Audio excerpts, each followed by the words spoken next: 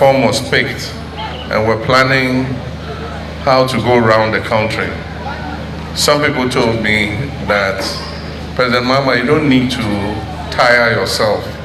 You don't need to bother yourself. You are so well known that even if you don't go around, you will win. But I insisted, and I said, you must give respect to whom respect is due. And so, whether I'm well known or not well known, I'm going to go down to the grassroots, to our delegates, to the branch executives, and humbly ask them to give me their votes. And so that is why I'm here today.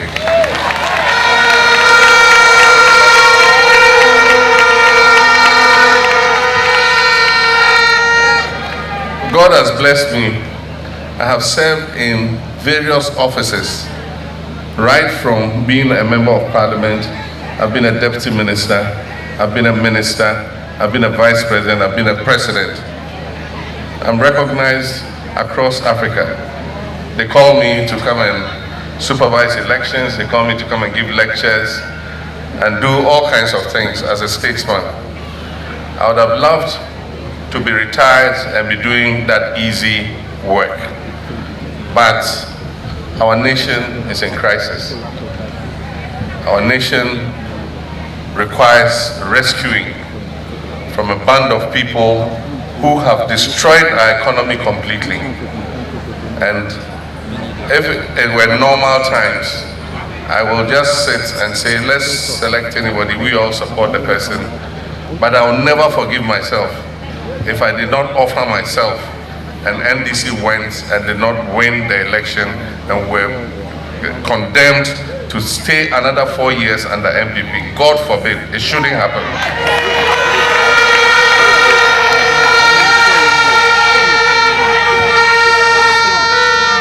Because the current crisis in which we are, we cannot afford to try me again. Me don't call. No.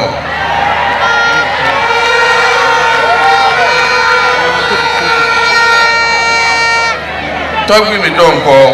No.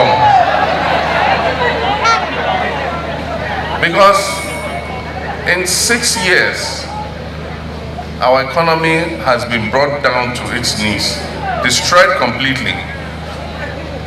Today, let me tell you emphatically, your country is broke. Gamelio, Gavo,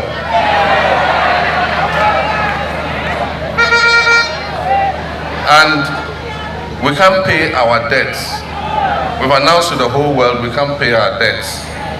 But Ghana used to be the shining star of Africa. When I was president, everywhere we went, we were congratulated that Ghana is the star of democracy, our economy is doing well, everything was going well. Today when I go, they ask me, what happened? Ghana, what happened? And what happened was that we just handed over to a president and his family who have mismanaged the country and brought it down to its knees. Their own party people will tell you that this is not what they expected. If you have MPP friends, they themselves will admit to you that this is not what they expected. And it's not all the MPP people who have done this. It's a small group, the president and his finance minister and a small circle of people, family and friends. Because if you advise, they will not listen. We handed you an economy that was doing well. Out of the IMF loan, we're giving 900 and something million. We spent only 400 million of it. The remaining 500 million, when you came in 2017, it came to you. And then you started borrowing $3 billion every year. $3 billion every year. $3.5 billion every year. And we warned you, those in parliament, Honorable and his colleagues, anytime they brought the budget, he says, so the budget deficit is so, we'll finance it by going on to the international capital market to borrow $3 billion. We need your approval. And they told him, they said, you're borrowing too much. the rate at which you're borrowing, you're going to land this economy in a ditch. And he refused to listen. Today, we all can see the results. 3 billion, 3 billion, 3 billion, 3 billion. And if even they did something with it, we would all see. Our town hall would have been finished. Our roads would have been done. Communities without water will have water. Communities without light will have light. But if you find out what they've done with it, you can't see anything tangible. Nothing.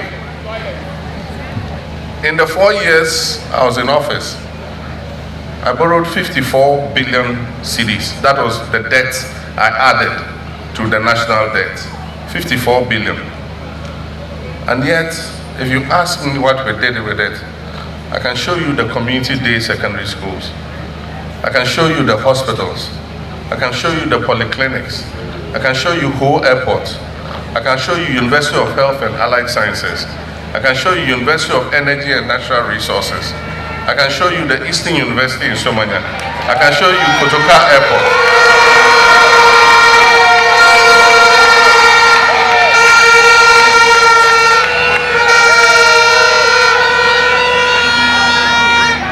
I can show you Kotoka Airport Terminal 3.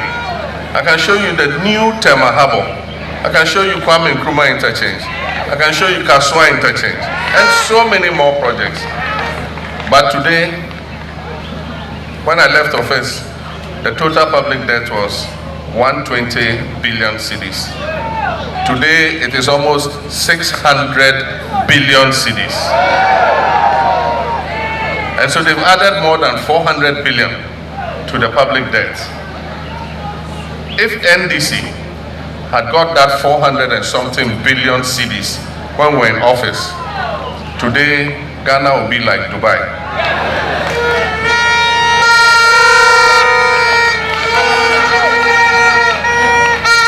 So Ghanaians are calling on NDC, please rescue us from the clutches of this greedy, corrupt government. And we dare not fail them. If we fail Ghanaians, they will never forgive us. And that is why I say at this time, we don't need try me don't come. No. We need experience. We need an experienced hand to take this country, because we've done it before. We need an experienced hand to take this country and turn things around. And I've been telling those that I've met already, we need somebody who will hit the ground running. We don't need somebody who will now come and be going around the country to familiarize himself with what the situation in the country is. We need somebody who has governed before, who has run things before. We need somebody who knows the Flagstaff House. We need somebody who, when he leaves Independence Square, is now going to search for where the office of the president is. I have worked in that office before. From Independence Square, I'll drive straight to Flagstaff House, enter my office and start working.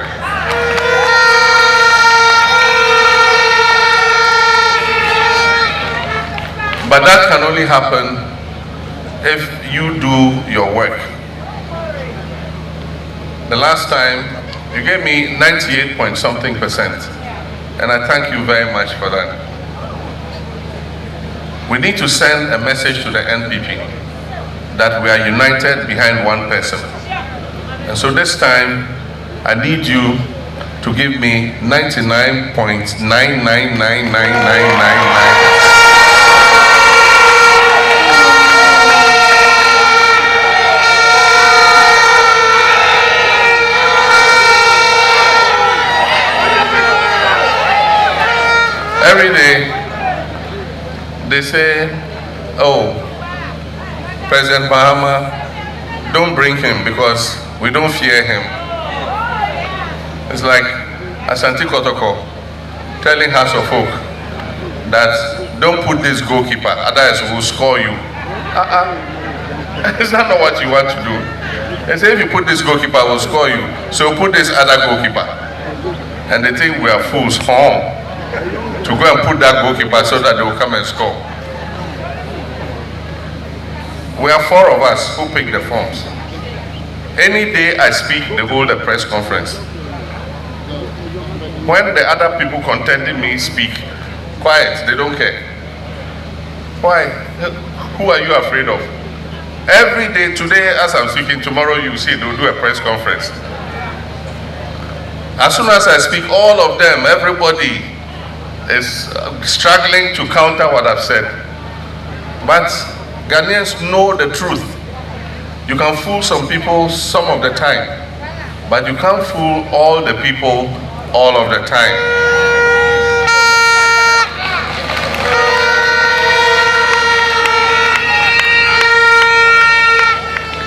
They fooled Ghanaians enough. And Ghanaians are saying, enough is enough.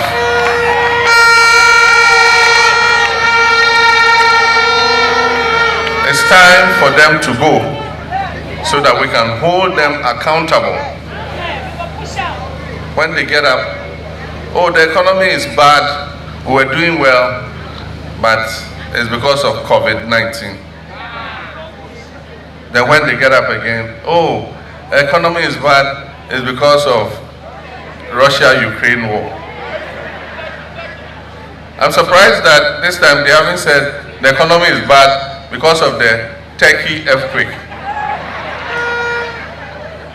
Alakba.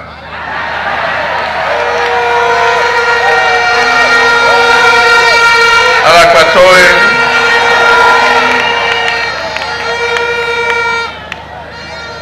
But Ghanaians know the truth.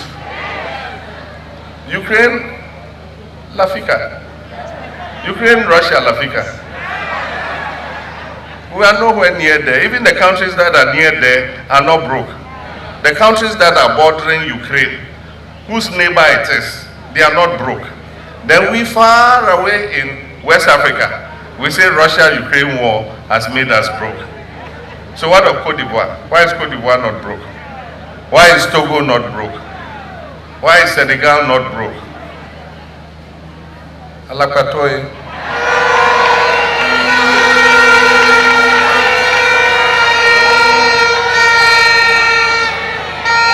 We are broke because of the mismanagement of the economy.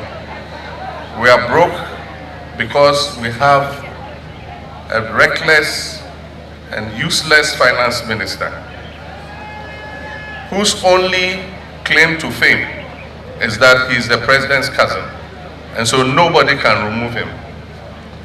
Even 80 of their MPs signed a petition, 80 of them, and held a press conference and asked the president to remove the finance minister. Not like, it no go happen. So he's still there. He caused the mess, but he's still there. In any other country, he would have been gone long ago, and would not have been in the situation in which we are. And so don't put the blame on anybody. Put it on the president, his vice president, his finance minister, and the economic management team. And like I said, don't let any of them escape. Right now they see the ship is sinking. So many of them are jumping off and saying that, oh, we didn't have anything to do with it, because they want to run for president. But they were all there in the economic management team. Nobody can take himself out. When Vice President Baumia, I'll just do this so that you can laugh, was talking about the economic management team. You remember, you've seen the video clip. We have a good economic management team. Yao was for Malfo. Professor John Bafo. Alan Tremonti. Kano Foriata. What a solid team. Today now, you say you're not part of the solid team. All of them, they day inside. Whether they like it or not, they day inside. They've contributed to the mess in which we are. You know, but they like slogans. From their president down. Remember during the campaign, Ghana nye ohiamai, Ghana ye tisikaso, and so I come there. Samotu Abama men Nanako Doa. Me ba me tutu nyoma yesa ne be ya obi abenye sika na Ghana ye.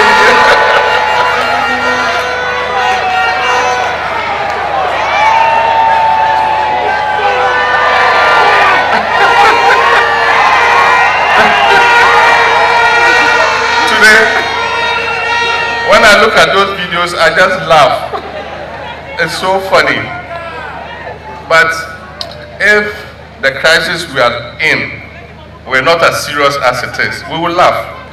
But right now, we must look at those videos and cry and be sad that we allowed these people to deceive us. And so the time has come for it to stop. Enough is enough. 2024, MPP must go.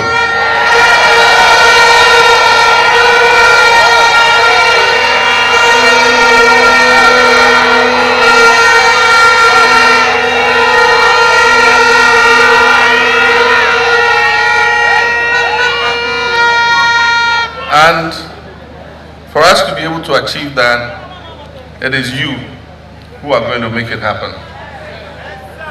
It's not me, it's not the regional chairman, it's not the national executive. It is you, the branch executives, who can win this victory for us.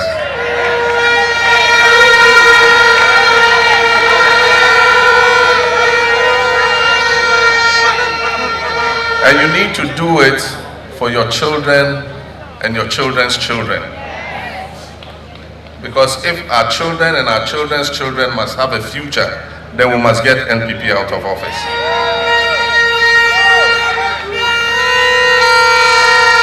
I'll campaign across the length and breadth of the country when you elect me as your flag bearer. I'll go to every nook and cranny. I'll go to every constituency, I'll go around all the country. But on the D-Day, there will be 40,000 polling stations. I cannot be at 40,000 polling stations. Who are going to be at 40,000 polling stations? It's you, the branch executives. Your 9-member executives and your co-opted members. All of you have a ballot box in your community. And it is your duty to protect that ballot box and make sure that things are done right. And I believe that if things are done right at the polling station, by the grace of the Almighty God, inshallah, NDC will win the 2024. And so I want to promise you, I would lead and get the resources. I don't have money, I'm a pensioner. But I will go around. If I have to go on my knees and beg for money, we'll get the resources. We'll get the t-shirts, we'll get the posters, we'll get the calendars, we'll get the bicycles, we'll get the motorcycles.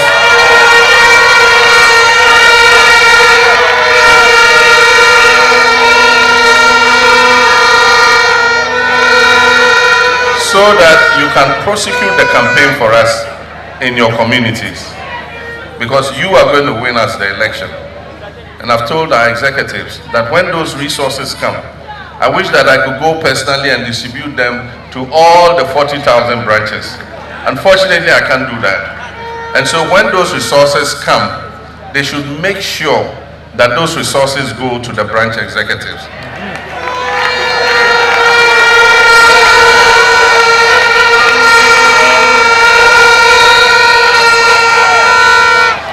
Because I've told Chairman Agbabito and his constituency chairman, I said, everybody knows you as NDC.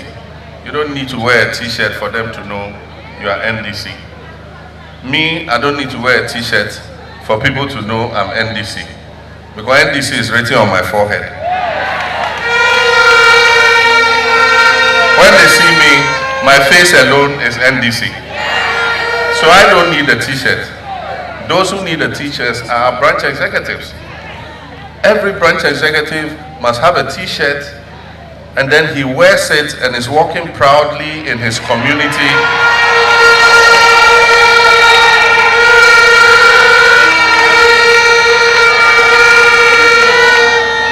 And everybody can see that this is a proud NDC person. Like this gentleman here. Come. You see how beautiful his shirt is? This one, on Sunday when he goes to church and he finishes and he wears his t-shirt and he's walking, let them see. Proudly, walk proudly.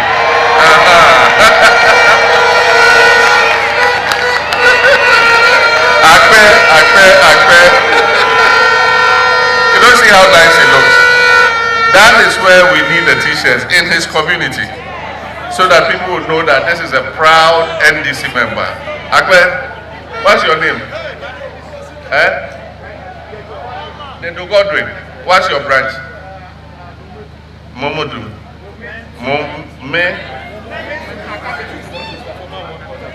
Former ward coordinator.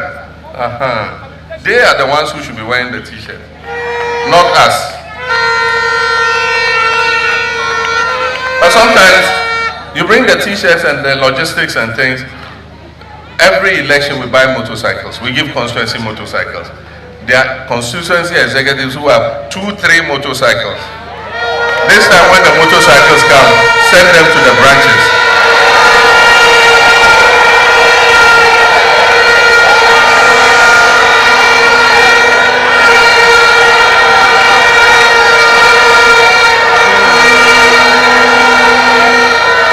When the bicycles come, send them to the branches. When the t-shirts come, send them to the branches.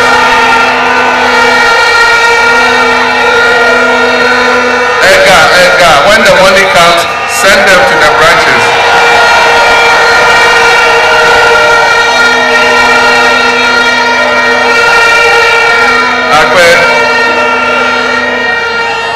Akpe. The last thing, we're holding the presidential election at the same time as the parliamentary primary. So we're going to choose a flag bearer, and we're also going to choose our candidate for the parliamentary election. I just want to remind you that this is a contest amongst a family. And so let us keep it clean, let us keep it decent, no insults. We are all NDC members. It's like a family. If you are the members of a family and there's a chieftaincy stool and it belongs to your family, all the members of the family can contest for the stool. But as soon as we select one person and the person sits on it, the whole family rally behind the person who is on the stool and support him to be successful. So it's a stool that is Anglo NDC constituency stool. All of us are the same family.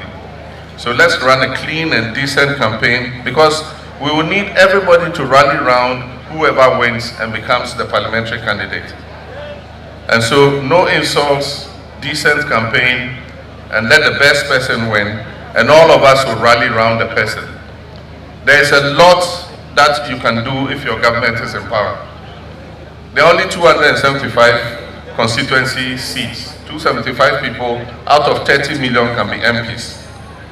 But there are other positions. There are DCs, there are chief executives, there are chairmen of boards, there are all kinds of other positions. And I mean, the president alone appoints almost 8,000 people.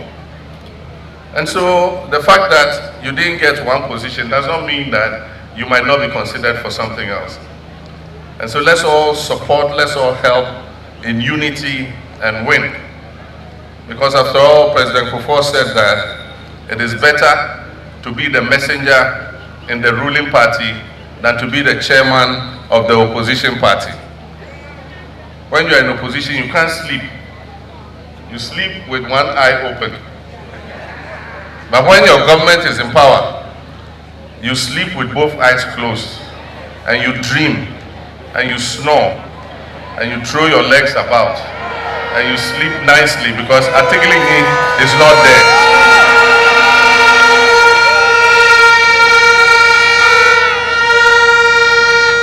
And so let me thank you very much. We're going to have you selecting some of your people for training. The kind of party agents we want are those who can work arithmetic and who can learn the electoral system. And so if you are not capable, don't force and say, I came to the party first. If you cannot do it, you have a son or a child who is in college of education or university, give him to us and let us train him and let him go and sit at the polling station and make sure the right thing is done. Because as I said, if the right thing is done in 40,000 polling stations, I have no doubt that NDC would win the election of 2024.